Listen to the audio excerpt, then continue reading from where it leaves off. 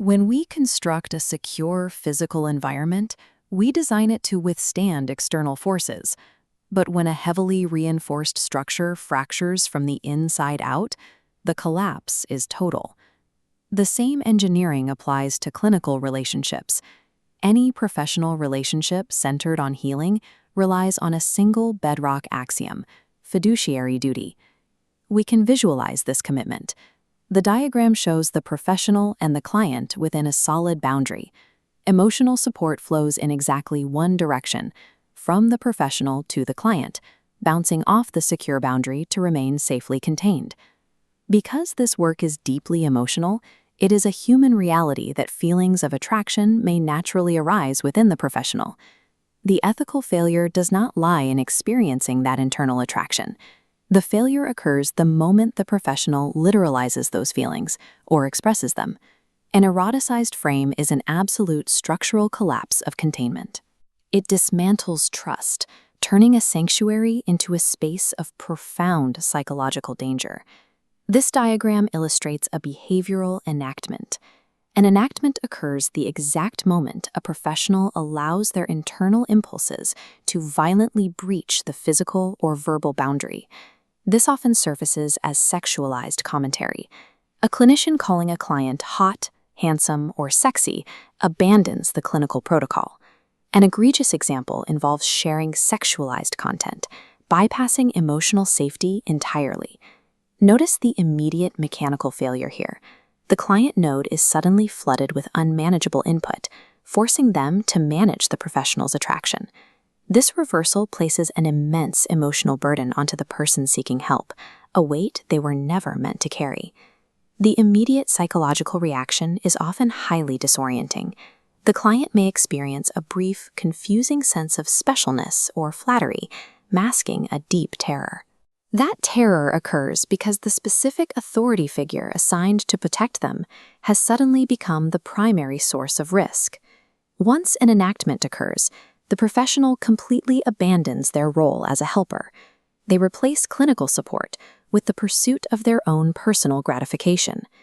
Severe boundary violations are rarely sudden, isolated events. They are the terminal result of a process known as the slippery slope. This slope begins with a gradual, almost imperceptible erosion of professional standards. We see this erosion clearly in communication records. On the left are standard, boundaried clinical text notes. On the right, a chaotic thread of informal texts where a clinician dumps their personal emotional distress onto a patient. This is the primary early warning sign, known as the confidant trap. The trap activates when a professional begins sharing their own personal struggles and anxieties during a session. By doing this, the professional is effectively asking the person seeking help to provide care for them. This inappropriately places physical and emotional compression directly onto the client, dimming their ability to focus on their own healing. The ethical requirement is clear. Personal stress must be routed entirely to formal supervision or dealt with in a private, separate space. Failing to use outside supervision causes the internal pressure of the clinical container to warp.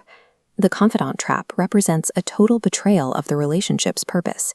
It sets the structural precedent for a total behavioral collapse. To understand why a highly trained expert commits these violations, we have to look away from the client and strictly examine the internal landscape of the professional.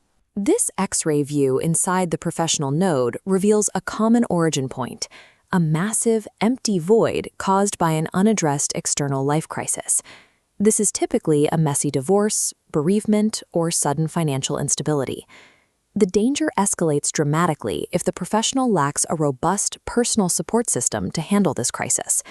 Lacking external support, the professional unconsciously treats the clinical relationship like a vacuum, extracting energy and validation directly from the client to fill their emotional deficit.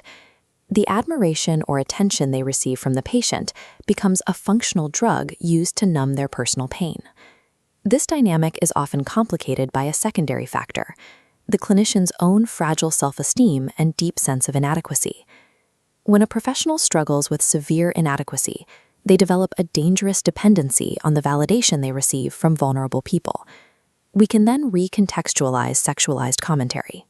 Calling a client hot is rarely an expression of genuine romance. It is a calculated bid for a reciprocal compliment.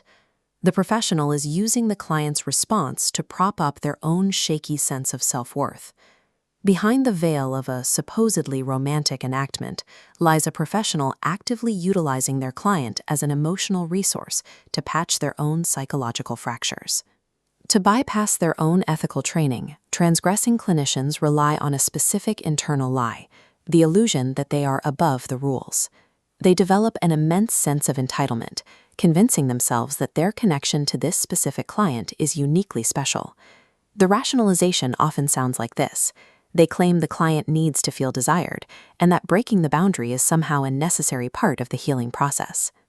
This diagram maps the structural reality of the relationship. It is a seesaw, permanently and heavily tilted toward the professional node. This illustrates the inherent power differential in any healing dynamic. The special connection argument completely ignores this power imbalance. The professional is actually weaponizing the client's vulnerability, utilizing their structural dominance to play out their own fantasies. What the professional calls a special connection is, in reality, the predatory exploitation of a structural power imbalance for personal gain. Once an eroticized enactment occurs, the professional space is rendered permanently unsafe and entirely ineffective. There is no rehabilitating a corrupted frame. The therapeutic relationship cannot be worked through or repaired. The psychological harm inflicted by this betrayal permanently distorts the client's ability to feel safe with others, deeply compromising their capacity to seek future help. There is exactly one ethical protocol in this scenario: immediate cessation of the relationship. The client node must be extracted and safely moved into a brand new, intact clinical frame with a different provider. This careful transition is necessary to restore the physical and emotional boundaries that were shattered. The transition protocol demands immediate cessation, absolute containment, and strictly zero consequences or blame placed upon the client for the rupture. True clinical mastery is the ability to recognize internal reactions while maintaining absolute, unyielding external safety. Ethical practice requires elevating the client's absolute right to safety far above any personal impulse, temporary discomfort, or administrative convenience of the professional.